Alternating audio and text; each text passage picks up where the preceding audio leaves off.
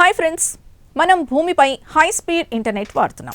కానీ సముద్రం అడుగున రేడియో తరంగాలు అస్సలు పనిచేయవు.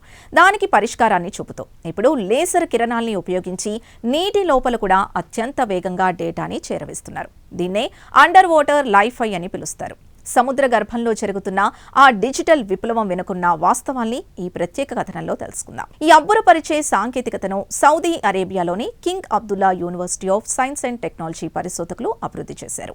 ప్రొఫెసర్ బూన్ ఊయి నేతృత్వంలోని బృందం నీటి అడుగున నీలిరంగు లేజర్ కిరణాల ద్వారా సెకన్కు గిగాబైట్ల వేగంతో డేటాని పంపవచ్చని నిరూపించారు.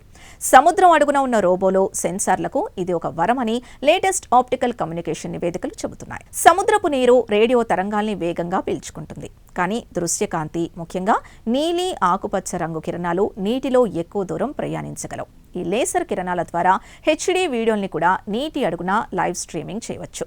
ఈ అద్భుత సాంకేతికతనే లైట్ ఫిడిలిటీ లేదా షార్ట్కట్లో లైఫై అని పిలుస్తారు. సాధారణ వైఫై రేడియో తరంగాల్ని వాడితే ఈ లైఫై మాత్రం కాంతిని సమాచార వాహకంగా వాడుకుంటూ డేటాని మెరుపు వేగంతో చేరవేస్తుంది.